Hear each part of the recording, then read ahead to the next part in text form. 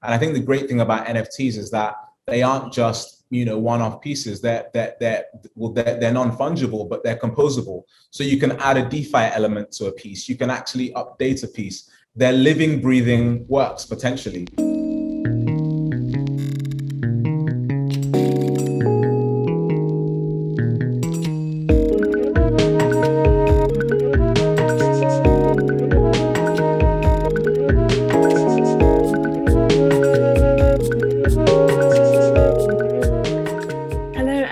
Welcome to the third session of the GDF Think Tank, our series on YouTube where we have conversations about digital media and technology in the Global South, and that's brought to you by Global Digital Futures.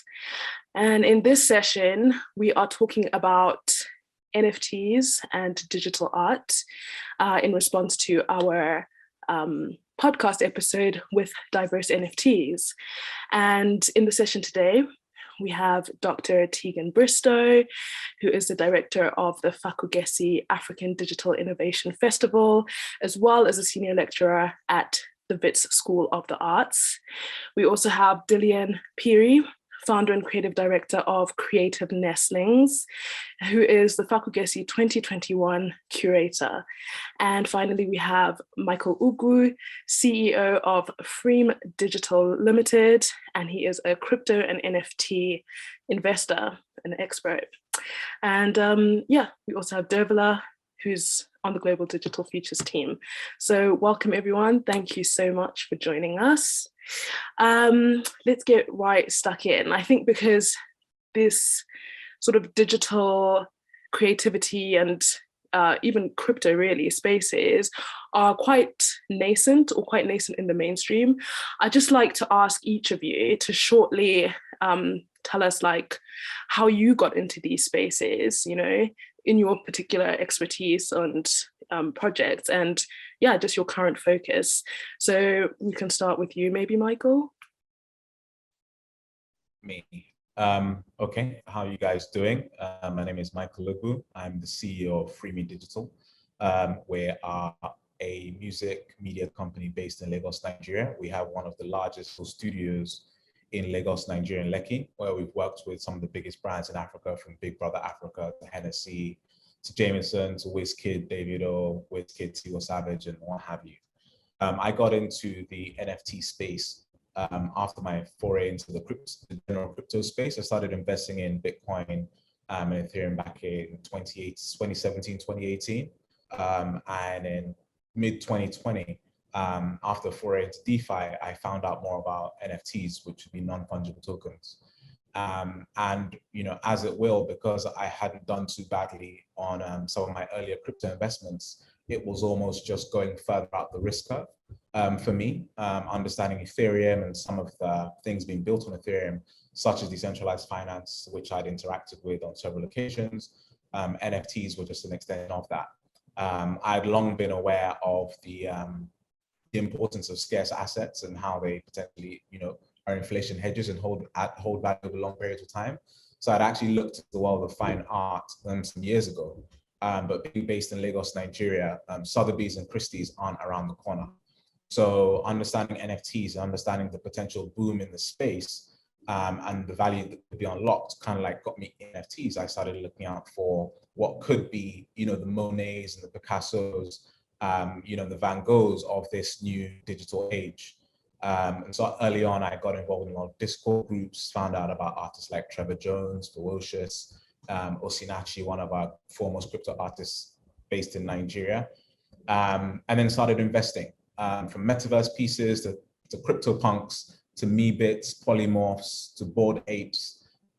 Those will be the avatars, down to one-of-ones on Super Rare, pieces on Foundation, Maker's Place, OpenSea. I think I've acquired over 250 NFTs to date. And so I've become a pretty, focused investor in the NFT space, and I've worked with some of the artists out of Nigeria, from Oo Anyete to Osinachi. And I've just recently started collecting works from an artist called Ayanfe, who I believe will be a pretty important crypto artist in the future. She's a very talented artist based out in LA, Nigerian based in LA. And I think there's so much to unlock in the NFT space, much like I feel the blockchain has so much to unlock. NFTs are just a part of what's coming out of blockchain, what's coming out of the Ethereum blockchain ecosystem. Yes, you could have NFTs on other chains, but I'm a heavy believer in the Ethereum ecosystem. So, don't feel too bad if you're a Binance BSC specialist or Solana or a Theta specialist. I just believe a lot of the value will be locked into the Ethereum ecosystem. And so happy to have this conversation about my journey so far, what I've been able to learn and what I hope for the future.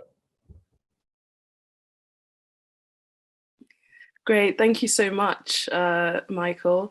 And maybe Tegan, you could tell us a little bit about your background and also about Fak'ugesi and what are the sort of the aims of the project at Fak'ugesi. Thanks so much. Hi, everybody. Yeah, just to be clear, in my introduction, I think you introduced me as the director of Fak'ugesi. So we're shifting those roles, and I'm now listing myself as a principal researcher for Fak'ugesi and stepping down from that role that I've had for the last 6 years. And Dillion is happily taking the lead as the lead curator, but essentially it's the same role. So Fak'ugesi began in 2014, 2015, actually.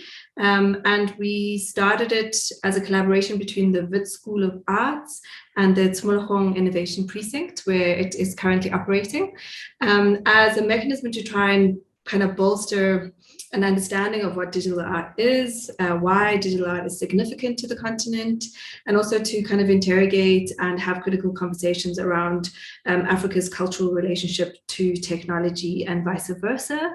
The festival grew and grew and grew over the last few years, and we had a really exciting turning point where we kind of actively beginning to position the festival as a marketplace. We have run largely in the first few years as a kind of development festival, supporting young digital creatives, running programs like residencies, really giving people an opportunity to work, to be mentored, to engage with students. Sorry, not with students, with studios. And then also, lots of workshopping, hackathons, boot camps, that kind of work to really kind of boost what the industry is and can be. And we dominantly at the moment focus on animation, immersive reality, digital art, ordinary digital art, gaming, and digital music. So it's quite kind of multi-sector in that approach. Yeah, so that's a little bit of the history of the festival. Really, really cool. So cool. Sure. And Dillion, you've joined the festival this year as the curator, which is really exciting. So yeah, what's sort of your background with Creative Nestlings? I'm really interested in that network that you've created and what you're doing now. Yeah. Hi everyone. Hope everyone's good. So yeah, pretty much started Creative Nestlings in 2011, focusing on the creative industry and trying to map it out. And support young creators trying to enter into the creative industry across Africa, and building a support ecosystem basically for any kind of creative to actively participate and monetize whatever they're doing. Fairly mostly around your digital art, visual arts, street art, book publishing, and all that kind of stuff. And we do a lot of talks over the years across Southern Africa. We've been building spaces for creators and actively investing in creators that are building stuff in fashion, music, coffee culture, all that kind of stuff. So trying to really understand how vast the creative industry is and how big the creative economy is and where the resources are, and trying to match opportunities and funds and resources to creatives and vice versa. And then also trying to get more governments and brands to understand the impact of the creative economy and how big it is, where it's going, and then where to from there, basically. So I've been doing that for like 10 years.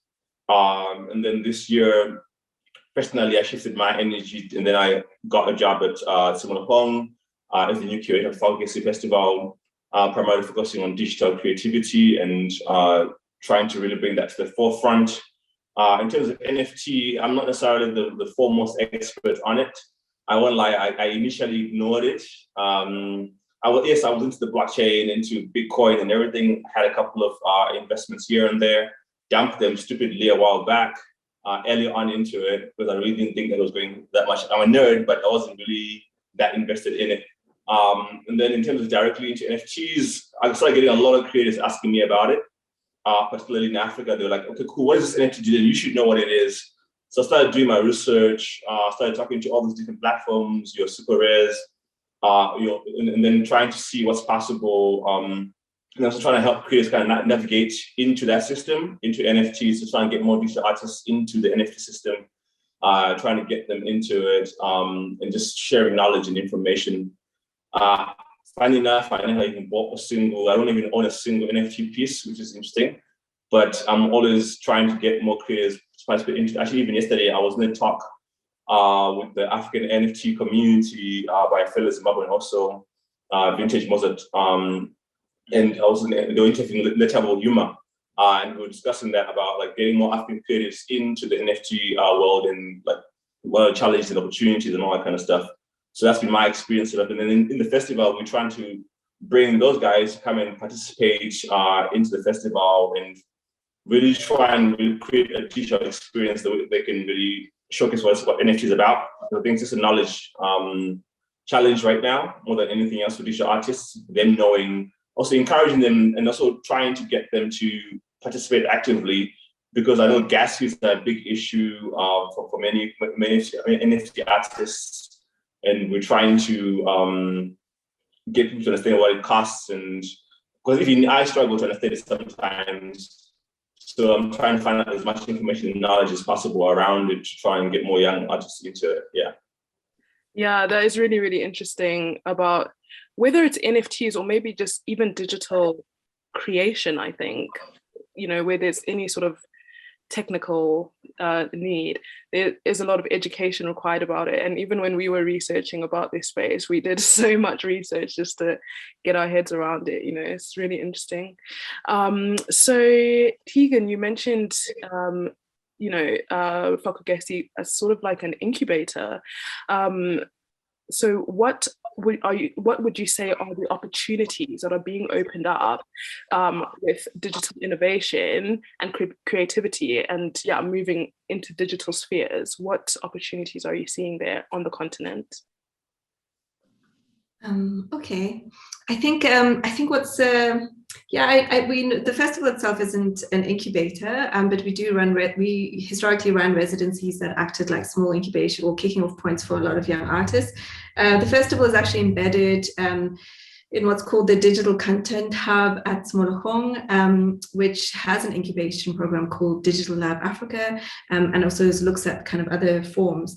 But currently, I think the sort of important focus for me anyway, and trying to understand how, what's needed and where the gaps are on the continent, because really we know it's the gaps where the opportunities lie, is actually thinking around people like Michael, who are distributors and publishers and platforming new work. And I feel that there's a gap there for anyone in the industry. We've put a lot of focus and attention on developing creatives and developing talent, bringing that to the forefront, in addition to uniquely African work and African stories. But now it's actually the time for producers and publishers and distributors to step in and help out.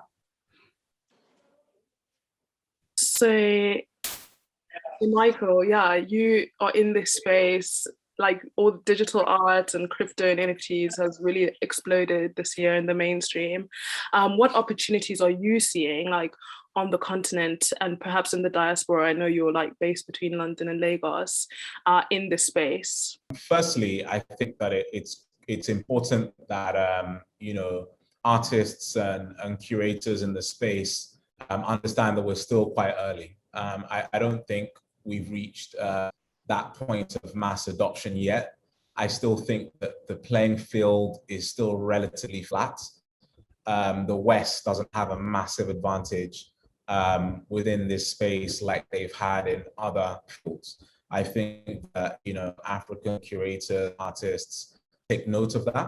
And it's literally about how much they're willing to learn, how much time they're willing to spend to learn and understand the space, and how much they're willing to throw themselves at it and obviously try and either collect or distribute, mint work on the blockchain.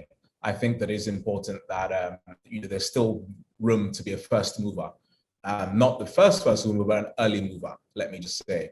So I think another thing to note would be that, historically in Nigeria anyway, I've had several pieces commissioned, like physical art pieces commissioned by Nigerian-based artists in Lagos. And I think that one of the big things that's always been missing would have been the secondary market. Artists don't get access to that secondary market, and they tend to have to go through these large curators.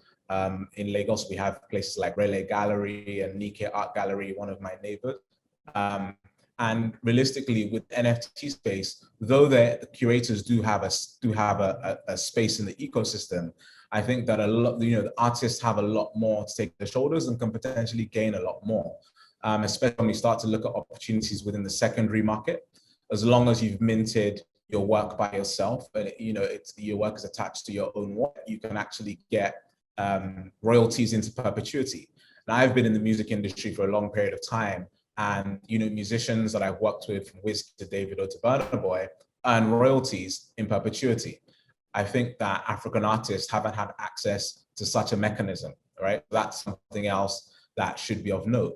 I still think it's early with regards to collectors in the space, and I think that's something that would help bolster the space. I don't come across many NFT collectors in Africa, or in Nigeria anyway, but I have been approached by a few high net worth individuals to ask me as to my expertise in the space. Could I help them acquire some pieces? What do I think about this and that artist?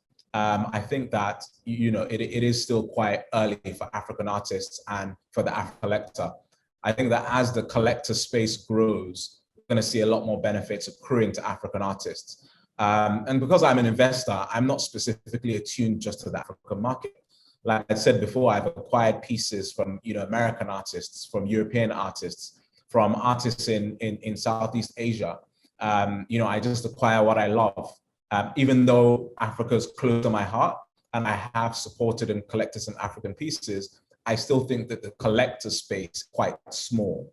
I think that the actual traditional collector space is we need to be better education of the traditional collector space, and actually educate them on the benefits of NFTs. I mean, I still like physical art pieces, but I've now invested in these frames, these digital art frames. I think the thing is, when I move between London and Lagos, my art can move with me.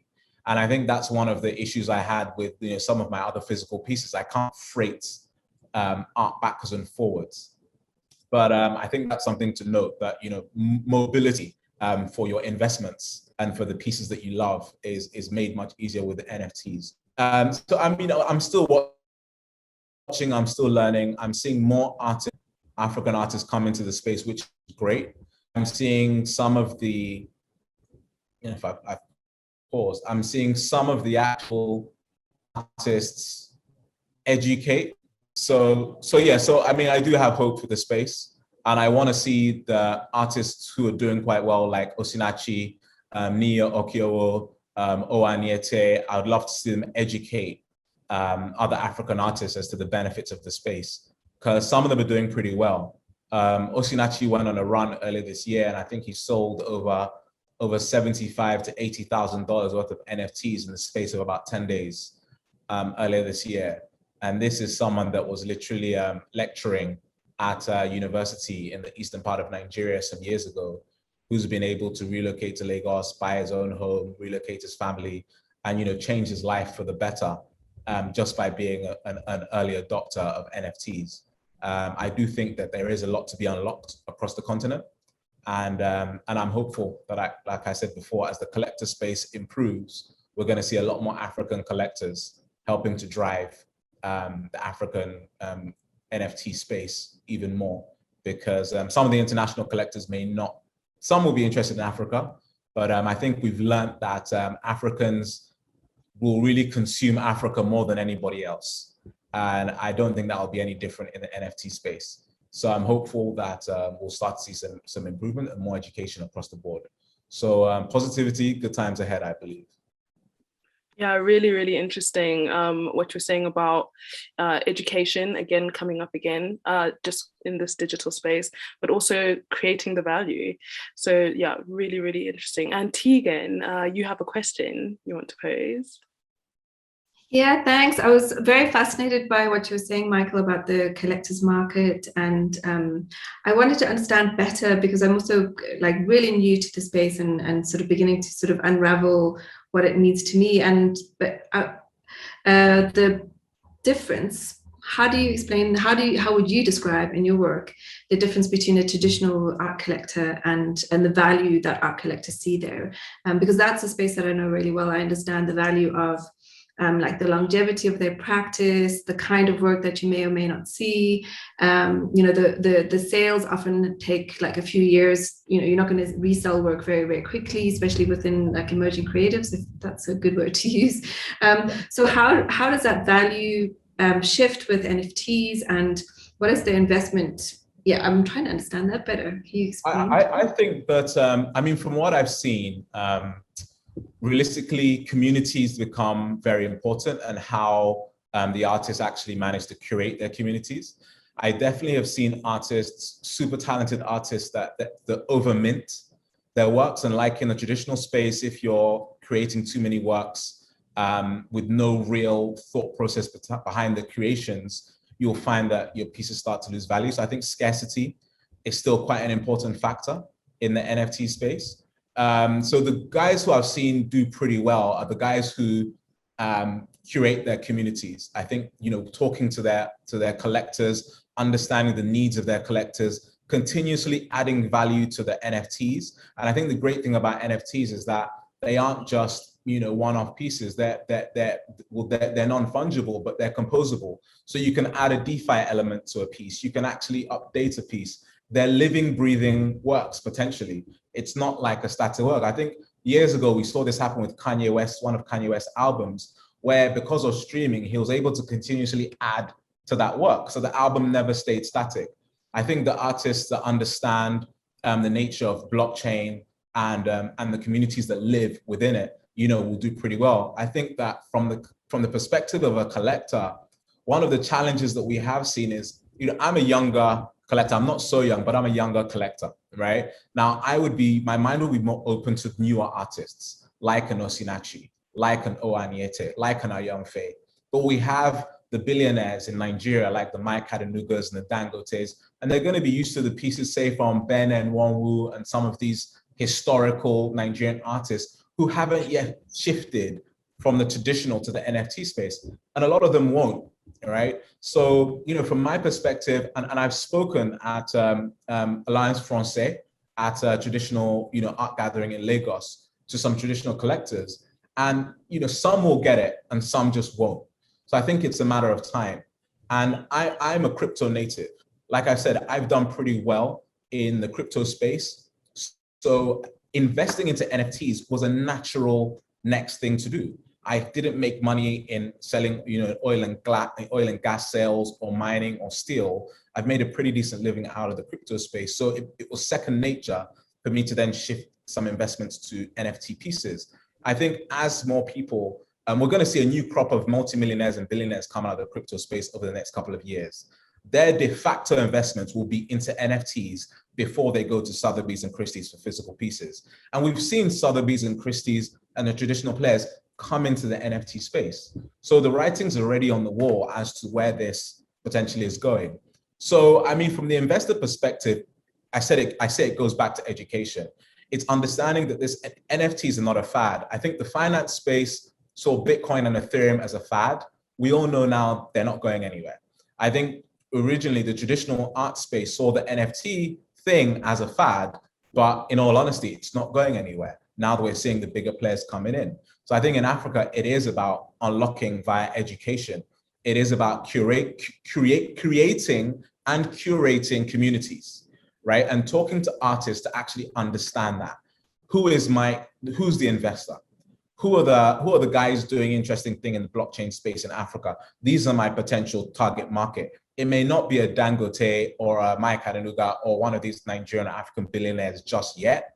But if I'm looking at the younger demographic, like their children, like the grandchildren, doing things in the IT space, we have payment companies like Paystack that were acquired by Stripe earlier this year, last year for $200 million. These are potential guys who understand tech space, the tech ecosystem, that become potential investors of tomorrow. So I think it's massively important that we don't try and look at what the traditional investor looks like. We need to look at what tomorrow's investor looks like.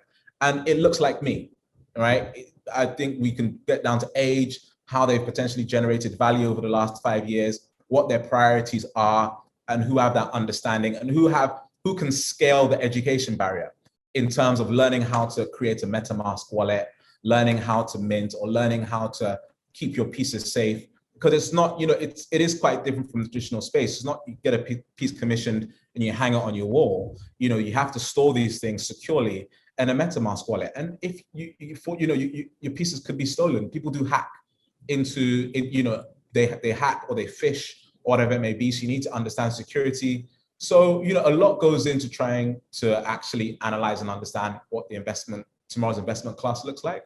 And I think that talking to younger artists about the opportunities and identifying guys that understand community, for me, one thing that I do look out for is how well do you curate your social community already, right? So the African artists I've actually bought, I've been drawn to them, not just because I love their pieces, but I've seen how they managed to curate their Instagram and their Twitter. And I believe that's how they understand how to curate communities. Osinachi has gone a step further to even create a social token called the Osina. He used a blockchain called Trilolly. They do social tokens, another space I think is going to be absolutely massive. And anybody that buys an Osinachi piece gets Osina tokens. Right now, down the line, you could potentially use these tokens to buy other things within the community. You can gift these things. You can award these things. So like I said, the NFT space is going to turn art into a living, breathing thing, as opposed to, how I believe it has been. With all respect to the traditional space, it's a step change in how I think art will be consumed, collected, curated, and basically shared. Yeah, super, super fascinating. Dillion, you had your hand raised in the middle there. Yeah, I was going to add on to what Michael was saying. We're seeing Letabo woman now here in South Africa. She actually has Sotheby's and both Christie's are in terms of working with them recently, right? So you're starting to see a slight shift and change in their approach in how traditional collectors and people kind of approach NFTs. Even museums are investing a lot. Even the NBA has a huge collection in terms of NFTs and stuff. So it's starting to shift with education and knowledge, also value creation and stuff. So I think traditional collectors, I think they're starting to see what's possible, but I think there's still a barrier of education. But then hopefully with more traditional institutions coming to play, your galleries and your museums and your universities and your big brands kind of play, we start seeing a lot more people playing into that space, collecting. And you're right, Michael, most people that I know that own NFTs are young people that were in the blockchain craze already. They were the first investors in most artists and stuff. So starting to see that shift a little bit more. They rather invest in digital NFTs than traditional art and everything, because like I said, you can move it around. Also, you don't have the burden of having it to have in your house. So I think there's a slight shift in terms of ownership and who collects what and stuff. So that's how I was going to add and stuff, yeah. Fantastic, really, really interesting. I know, Deirbhile, you had a couple of questions for Tegan and Dillion about sort of the creation of community, let's say, in this digital innovation space. Do you want to go ahead? Yeah, thanks, Chipo. Hi, everyone. This has been really interesting so far. Great to hear about everything you've been working on. I was just going to ask Tegan and Dillion, in terms of digital art and these collectives that we've just been talking about and community creation, some of the really interesting collectives that we kind of found in our research that were formed are kind of connected thematically to a path towards equality or to addressing kind of past or existing inequalities. So I would just ask, how do you see the space as or these collectives as tending towards a more equal form of expression in terms of users having more of a say, not only in the type of content that's created, but in how the platforms are run, if that makes sense. I think, Dillion, do you want to kick off? I'll follow. Okay. Now, I was going to say, I think communities is important. I think globally, there's a term in the tech world of community as a tool. So away from software, away from other elements, but community is a tool to really build yourself as a creative or as an entrepreneur or as a business. So I think we're starting to see a big shift in that. And then particularly the NFT community, what I really like about it is that they're very self-organizing, right? Like the other community I'm part of, the African NFT community, is on Twitter, on Clubhouse. Every week they interview new artists. Every week they're putting on each other. They're retweeting each other so that people get more sales. They're shouting at each other. So they're really seeing that that value of a tight community is super important as a catalyst, basically, as a tool to kind of grow yourself, but also grow each other, and then grow the community and so grow the value of their work. We're starting to see more of that. And I mean, with creative Nestlings, we've always used the community as a tool to try and get investments, get buildings, get spaces, get projects going, publish books and stuff, and even raise money and stuff. So I think it's quite important. I'm quite happy to see that at least in the NFT community, it's the artists that are very self-actualizing, not necessarily waiting on institutions. So that's been quite critical, I think, in its formation and value creation and stuff. Yeah. Yeah, I think Dillion's actually much better positioned to speak about that. But I think one of the things that we're trying to do around Fak'ugesi, I mean, it's like a once a year event, is trying to kind of better understand how we can use the community platforms to align creatives with publishers, with distributors, to sort of understand the ecosystem more broadly and find those links, because you do find that creatives tend to work together, or investors working over here, but how can you use those community systems, like technical systems as well, to connect and bring people across together? But what do you see, Tegan, like within Fak'ugesi, because you include artists from across the continent? Are you seeing like more activity or discovering different things in different parts of the continent? Oh yeah, definitely. Like no doubt about it. I think there's very particular kinds of cultures that are coming from different locations. It has a lot to do with the sort of economic aspects of different areas. We're seeing, I mean, I think Michael can speak for Nigeria as being like one of the most dynamic spaces that's very, very business orientated. We're seeing a lot of, I suppose, a connection across the continent as well, and trying to understand what those differences are. So one of the things that I've been exploring a lot is specifically within the digital arts sectors, the different sectors that we've been addressing, for instance, gaming and animation and immersive reality, those kinds of spaces. There's so many different kinds of development trajectories. So South Africa is potentially 5 to 10 years ahead of what's happening in Kenya. And Kenya will look at South Africa and understand what South Africa's done wrong and how they can like avoid doing that again. So there's actually quite an interesting community to understand like what are people doing, what have they done wrong, how can we like learn from each other, but also how we can start looking at co-producing audiences. Essentially, I say producing audiences because there's that community aspect in it. But how do we look at audiences across the continent and really kind of engage them as audiences? And it's something that hasn't really been done very well from South Africa ever before. So we're excited about the prospects with that. We're seeing a lot of companies who are beginning to work across the continent, so working out of Ghana and Kenya simultaneously from a distribution perspective. We're also seeing a fair amount of I wouldn't say sharing of resources, but trying to understand how a principal voice can come towards an international market. So for instance, if you look at the animation industry specifically, there's a lot of working together with the different countries to make like an African cohort of work around animation, which might very specifically speak to the French distribution market, but it's coming from the continent as a whole, for instance. And I think maybe what Dillion's speaking about in terms of the African NFT community, and we see it in the gaming community as well, that the organization from the continent is actually quite interesting in terms of how it approaches the international markets and how to kind of speak to the voice of creatives in a kind of more universal way. Yeah, can I add to that? I think Nigeria does it better all the time compared to South Africa, right? So it normally starts in South Africa, yes, maybe like the first NFT person is coming out of here, but somehow it always blows up in Nigeria, Ghana, those two countries, and also Kenya sometimes in terms of tech. If you look at payments, for example, South Africa was one of the first burgeoning payments ecosystems and stuff. But somehow, Nigeria just beats South Africa out of it, right?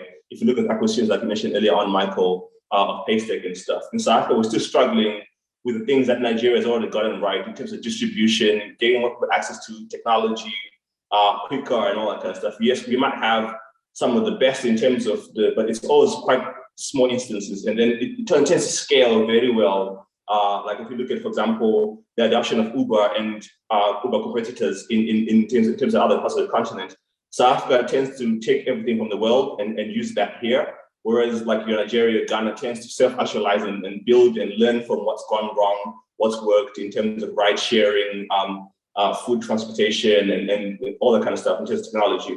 So I think the shift, it's the same as in the creative industry. In the creative industry, digital art is big in South Africa, but not as big as it is in your Nigeria, Ghana, guys coming from Rwanda, Uganda. Somehow, in terms of audiences and also more creative participation and access, just gets better when it's not necessarily in Southern Africa. Southern Africa is quite slow in its development in terms of scale. It's there in the beginning, but not necessarily the scale where the numbers kind of are big, because they're too reliant, I think, on Europe and America in terms of visibility and stuff. Whereas in East and West Africa, they tend to be quite the first consumers of their own work and their own environment, which is quite interesting to watch over the last few years and stuff. Yeah. Super, super interesting. And I think you also touched on something so interesting with any technology, really, which for the most part, we see them being developed in the West and then maybe adopted elsewhere. It is also understanding that, or recognizing that the context of the place where these things are being adopted will really define how they are adopted and how efficient, or not efficient, but effective they are, actually. So that's really, really interesting. I know, Deirbhile, you had a question for Michael just around how these digital spaces are reflective of the physical spaces geographically. Go ahead, Deirbhile, please. Thanks. Yeah, exactly. Particularly within what you were just talking about, like the link between the different ways in which things are adopted throughout the continent. But Michael, when you were speaking earlier about when you were beginning to get into the NFT space and kind of the difference between what you've been talking about all along, the difference between the kind of physical, more traditional art spaces and curating those. I just wanted to ask what for you is the most significant link between kind of online NFT art communities or curation and the physical or geographical communities behind them? So, I mean, realistically, the globe becomes your market. So I don't really look at the limitations per se. An artist in Nigeria who was, creating traditional pieces for local galleries, or in some instances, even international galleries, was limited to geography. I think there's quite a proximate relationship between Lagos and London. There's a decent enough diaspora relationship between Lagos or Nigeria and the US. But outside of that, how do you penetrate markets in Southeast Asia, in China, in Australia, in Africa, in Southern Africa? And I think that, the NFT opportunity has unlocked the market on a global basis. So the world becomes your market. But definitely you do see a buildup of interest locally first before some of the opportunity or some of the potential is transported outside. I think talking back to what Dillion said, that yes, I think one of the great things that we have, to support our industries, especially the NFT space, is that we have a burgeoning diaspora. So content, whether it will, content that's created locally, is carried outside the shores of Nigeria quite easily along these diaspora routes into Northern America, into Western and Eastern Europe and what have you, or primarily because that's where you find a lot of these diaspora communities.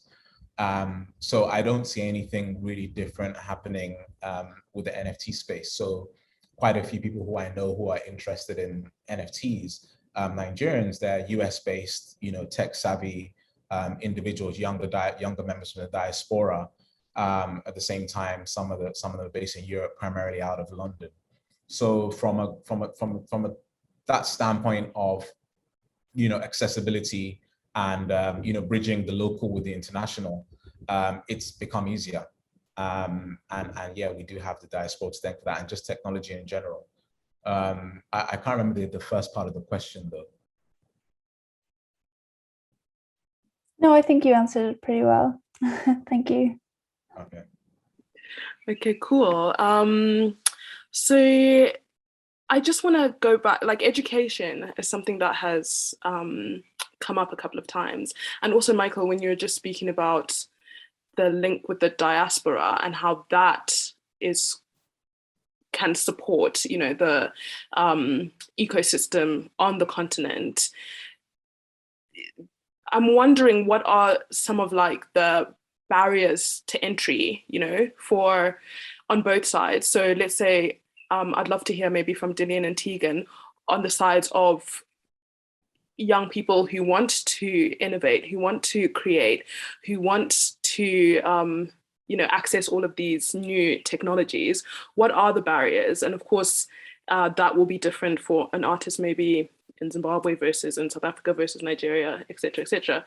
And then, yeah, maybe Michael as well. I do feel that there is a barrier. Maybe it's just education and also on my part, but is it that easy for, people on the continent to be accessing like crypto and getting into that space? So I'll just start with posing the question to Dillion and Tegan and then to Michael.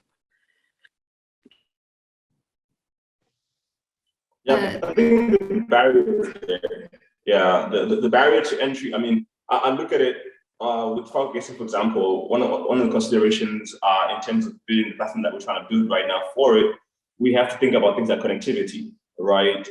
We have to really, and I've been speaking to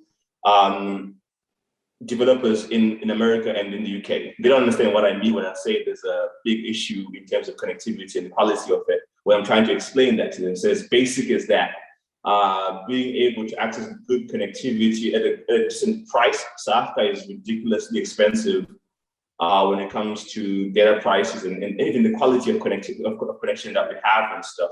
So I think that's one of the barriers. The other barrier was when I was speaking yesterday to the African NFT community, right? Everyone was complaining about gas fees basically, and that being a big barrier. Like you have to really be willing to really invest into it. Compared to a traditional piece, it canvas doesn't cost as much, and paint doesn't cost as much compared to when you have to now get your work out there and stuff and distribute it. So I think that's a barrier, just the access to that technology and the resources to be able to distribute and contribute and participate and build that community. I think is quite an interesting challenge that I think some people are getting through it, some people are not. And like I mentioned, education is what's going to really help that. So governments need to understand why we need better connectivity, why we need better community access to spaces and knowledge, and all that stuff. I mean, when I was speaking to the government department here for arts and culture in South Africa here, when I was speaking to them about the NFT community, the minister was just looking at me weirdly the other day, like, what is that? So if they don't understand what it is, how they're going to create provisions for it, right? So I think some of the barriers around it. Also, I mean, inequality is a big issue in South Africa. So that's also a big, like the connection, literally when you move around the cities in South Africa, you get to see the different types of connectivity that we have, the types of access and resources. So this is some of the barriers that I've seen kind of happen that are really quite important to be solved now. So it's critical mass, basically, both from collectors and also from artist side. And Tegan, what are your thoughts? And I'm also thinking you're also part of Wits University, you know, and yeah, maybe there are actually some barriers or challenges with technical education as well. That's just adding on. I'm sure you already had some thoughts as well. No, absolutely. I agree with Dillion. I think one of the key barriers are like access more than anything else, actually. Just kind of being able to get the right amounts of software, the right amount of data, the right amounts of hardware. And I think, yeah, from an educational perspective, even the way we educate, you know, we try and write a laptop into the fees so that students are supported if they get a bursary, even with their hardware, so that we don't have to have them kind of relying on other spaces. I mean, during COVID, the university actually worked really well with the local telcos to make all their URLs free for access, so that it was easy to get data for people to study and learn.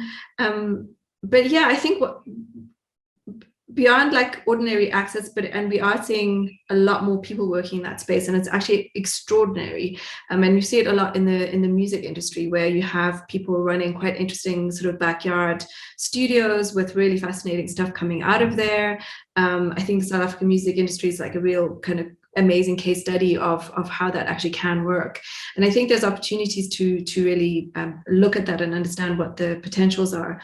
But I think in response to what Dillion was saying about government, you know, they're at the moment, there's actually even a copyright policy, well, a copyright law that's been bouncing around between Parliament and advocacy groups for maybe 10 years, and that isn't even properly settled in terms of how IP and copyright are actively addressed in South Africa, let alone being digital proof. And I think that's one of the other areas where, you know, our departments of trade and industry don't fully understand where monetization protection can actually happen, and securing that monetization in different kinds of ways. You know, even I've been working with a community of people advocating towards the 4IR presidential strategy. And, you know, they in the first draft, there was no mention of the creative industries at all, because they didn't really think that creative industries worked with cloud computing or AI or anything like that. And we kind of had to remind them of like streaming media and blockchain and all of these really important things that are fundamental to how culture is operating internationally and how we're really being left behind. So it's an interesting space. And I think from an education perspective, education happens at multiple levels. It's not only for our students, we're also in a place where we have to educate our governments and people developing policy, you know, from a support perspective. But I think what's making me feel really excited about and I think people on the continent do this really well because our governments aren't always there to protect us, or there aren't rights organizations there to help. We're seeing a lot of work where as communities are getting together to try and better understand. So for instance, an NFT that looks at investing NFTs, so bringing artists into a curated process, but supporting that and actually looking at the funds coming back into that process. So coming back to support more work in that process. So basically letting the loop invest in itself so that there's a level of growth that can happen there. There's also, oh, sorry, I had two ideas in my head and one of them escaped. But that notion of using the systems to basically support and bolster a community of practice, I think is really interesting and actually works really well here. And I'd really like to see more of that. I mean, I think one of the cases that we were looking at for the festival, and as an artist that I've been working with for years and years, is Chief Nyamweya, who's a comic book artist in Kenya. And he's trying to NFT his comic book really because he's trying to educate people on what NFT is. And, you know, he was a lawyer turned comic book artist, and he became a comic book artist after being a lawyer because he realized there were huge bits of like history that the Kenyan government was basically withholding from most of the public. So he really sees his craft as also an education craft. So I think that notion of being able to invest and kind of use the, I'm just repeating myself here, but you see what I mean? So to sort of use the investments back into the community, I think are really interesting and exciting. Amazing. Thank you so much. And yeah, Michael. Yeah. So, I mean, just to tag on to what's been said, I mean, the guys have covered, quite a bit of ground. I definitely agree with Dillion on minting being an accessibility issue. But that's on one hand. I think on the other hand, we won't see that for much longer. There are side chains. There's a lot of development happening on Ethereum, with Ethereum 2.0, with some of the actual software updates, like partnerships with Arbitrum and other side chains like Polygon, that are developing cheaper gas consuming alternatives for minting work. I think one of the key things that, the mining process actually costs a lot of gas. But with some of these side chains, we're going to see that process. There's going to be sort of like a layer 1 and a layer 2 process, where transactions are processed at a pretty low cost, at a pretty fast clip, and then later on pushed onto layer 2, where it goes through a proper verification process. But I think that right now, because we're on a layer 1 process, gas costs are still quite high. I see some of these things being remedied, in the short term. When we say short term, we're talking about months to like maybe 12 months. E2 is looking at early 2022. Some of the side chains have gone online, like Polygon and Optimism and Arbitrum. These are also some developments happening on Ethereum that are going to reduce things like that. So within time, that would fall away. What I have seen some artists take advantage of in Nigeria, or some partners globally, who actually offer like mint-free type partnerships. So there's there's some companies who offer like free subsidy on your first mint. I can't remember the name of a company out in Germany. I was actually on a conference call with them. I know that Osinachi had worked with them at some point in the past. So it's also about finding potential partners that can help alleviate that mint cost, because minting a piece of art for $100 for a US artist may not be much, but that's going to be a huge amount of money for, a typical African artist that's coming from the bottom. $100 in Nigeria, I mean, it's almost like what you can be paid in a month. So it's not realistic. But like I said, we are seeing a lot of developments there. I think pricing also becomes quite important. One thing I had heard earlier was that, Nigerian artists have a way of cottoning onto things pretty quickly. Yeah, we do have a very entrepreneurial mindset, probably more so than other countries on the continent. We're hustlers, and I think that hasn't been lost on NFT artists. So, but I think one of the issues becomes when they look at pricing, because everybody hears about the Beeple piece that sold for $69 million, or this guy that made $100,000 or $500,000 in a day or a week. And then I see some Nigerian artists go and like price their works at some ridiculous amounts. They have no community and no real reason for pricing. I think that also creates a level of inaccessibility, because it becomes like a cash grab. And it's not just African artists. I've seen some Hollywood individuals, some Hollywood creators, some Hollywood stars, and some guys out of the music world who literally put out these cash grabs. They just use their name, throw a price and chuck it on Nifty Gateway or somewhere. And sometimes they make money, sometimes they don't. So understanding pricing and how to actually develop a community based on fair pricing in the beginning. Osinachi pieces weren't always $30,000 to $40,000 a pop. They were like, $500 and $10 at some point. They graduated. I think understanding that and understanding how to grow your community and price fairly and reward your community is very important. That would stop a collector like me collecting, to be honest. I wouldn't be interested in a cash grab. And I would be very intuitive to know, I think I'd know what one looks like. Copyright was mentioned as well. I think that's a massively important area that needs to be considered. I recently saw, so there are these two twins in Nigeria out of Nollywood. They were like popularly known as Aki and Popo. They're used in a lot of meme cultures across Africa. These two kind of like pygmy guys, they're always caught in these kind of like funny situations.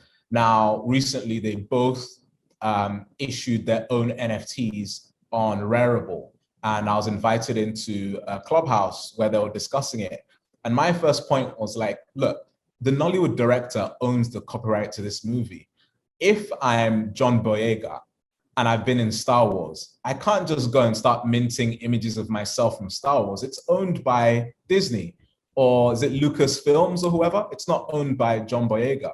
So I think understanding copyright is also very important within the space. Who owns the, you can create a lot of derivative works in the NFT space. I think that's great, but you also need to be clear on provenance, where it started from, and it needs to be respected and accorded. And so I spoke with the Nigerian Bar Association last week, and I did say they have a lot of work cut out for them in the NFT space, because there's going to be some interesting copyright litigation that comes about over the next couple of years. So that's another area that really needs to be looked at, because it's so early. People are kind of like doing a lot of funny stuff, and I've seen some things, and it's been called out. So you can actually reach out to the platforms like Rarible and SuperRare and OpenSea and get works pulled down if they infringe on your copyright. It's quite straightforward. And then lastly, I think it was also mentioned as well, as regulation. Now in Nigeria, earlier this year or so, they banned the on and off ramps for cryptocurrencies. So basically they made it very difficult for Bitcoin crypto exchanges to open up bank accounts with Nigerian banks. They didn't ban Bitcoin, they didn't ban the trade of Bitcoin. So we saw a move of the market onto the P2P market, which is peer-to-peer, person to person, right? Which is a lot more shady than doing it officially and openly on a transparent exchange that can be taxed by government. I think that regulation could pose a potential threat. I think that poor regulation slows down adoption, and poor regulation puts off the investor space.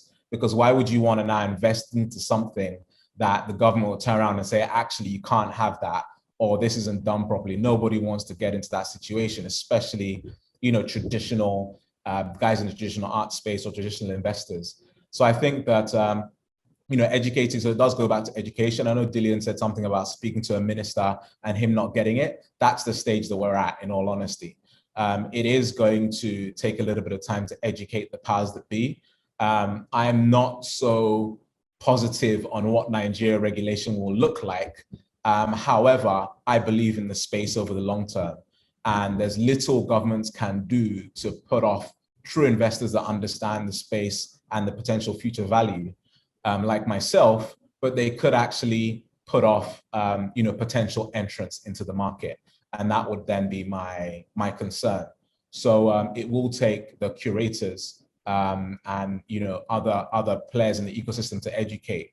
I've always spoken to curators. I think that one of the fears in Nigeria was that artists, some creators almost saw it like, oh, now we can sell our works directly. We don't need to go to these exploitative galleries and curators, when in actuality, they're part of the ecosystem.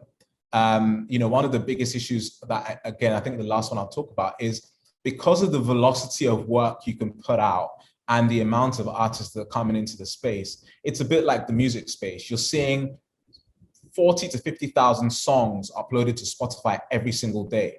What then becomes the issue is there's too much to go through to try and consume. You can't possibly consume everything.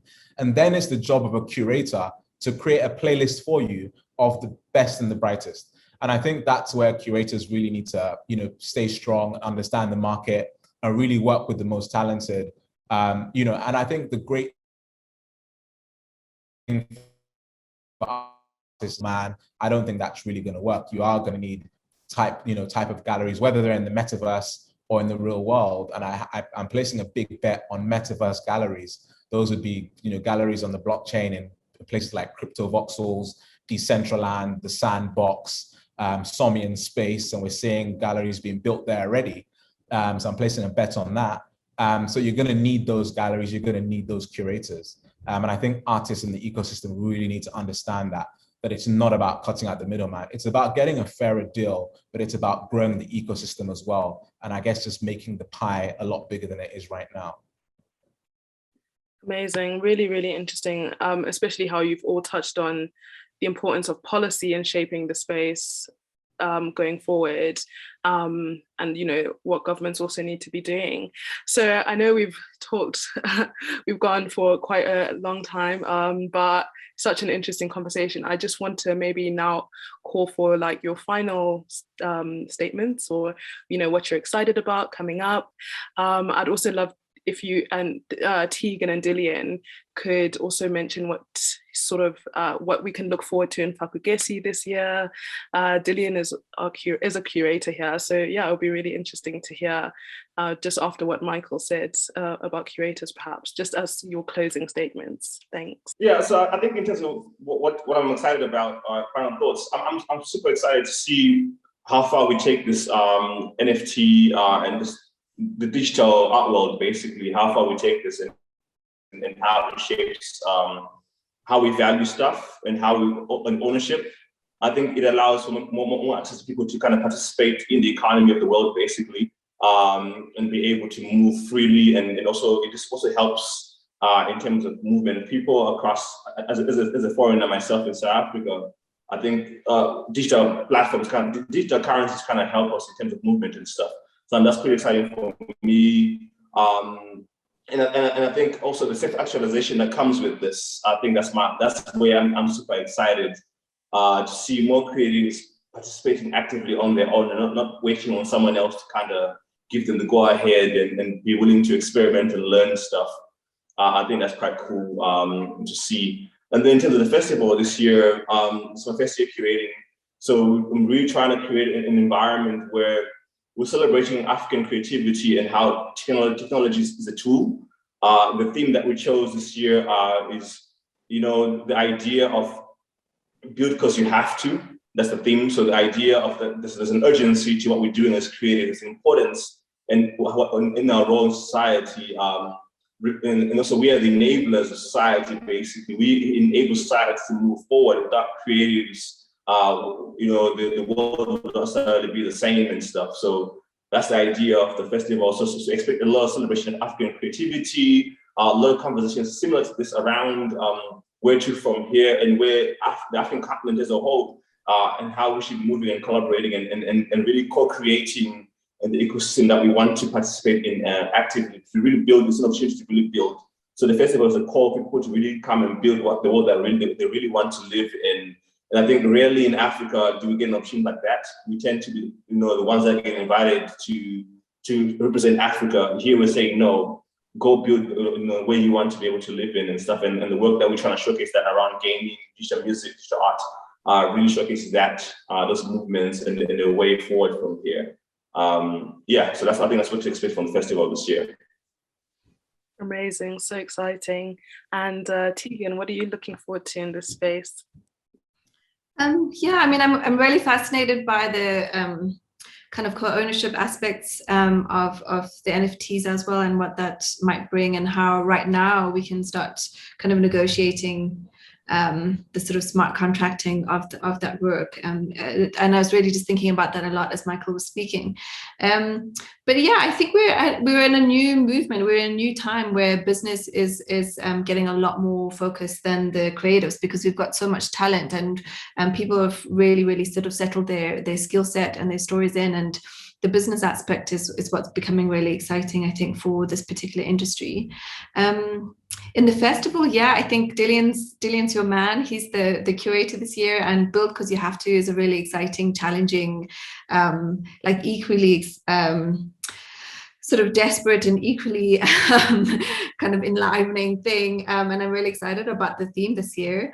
I'm not really working much on the festival, but running a few projects that we've picked up from last year. So one of the things that we'll be doing is actually running a boot camp for intermediaries, so trying to understand who on the continent is willing and wanting to work around publication, distribution, platforming work from the continent. So please look out for that because it's coming. And I'll share it with your team as well. And we've got a few labs coming out, really looking at data in different ways, like how do we engage data from a community perspective. Lots of exciting work, but lots to do too. Yeah, it's so exciting. That's what's so cool about this space, that there's so much opportunity, as you mentioned when we started. Really cool. And Michael, your last thoughts in what you're excited about? Maybe you've got your eye on some new NFT art or something. I'm always on the lookout. But I think what excites me is the potential the potential African renaissance that will come out of this opportunity. I think that for a long period of time, there has been an issue of accessibility. A lot of interest has been on the continent. We've been called the dark continent and all kinds of stuff. I think that, with platforms like all these, like, Ancestry and Understanding DNA, we're seeing a new crop of individual in diaspora identifying with Africa. These will be African Americans, finding out they're from Ghana, finding out they're from Tanzania, or they're from Congo, from Nigeria. I think that potential, unlock of this African Renaissance will be great for the creators in the space. I think we have seen, pretty decent renaissance in the music space and in the movie space. I think that, it is time for the art space to also have its moment. And I think that NFTs is that tool that's going to create that moment. It's that channel. And I'm excited about so much about connecting with collectors, connecting with artists, and then seeing what develops, especially in the metaverse. So like I said, I'm placing a big bet on the metaverse. I'm excited about that, and unlocking opportunities for myself and for the continent and for, my business partners and for artists and creators that I work with. Fantastic. Thank you so much, everybody. As I said, we usually have like 45-minute conversation or so, but there was just so much to discuss, so much to talk about, such great insights. So I really, really appreciate that and appreciate your time. And yeah, I'm also looking forward to all of your projects. Let's keep connected and like share all of these ideas. And yeah, thank you. Thank you. Thanks. Thank you. Bye. Thanks, everyone.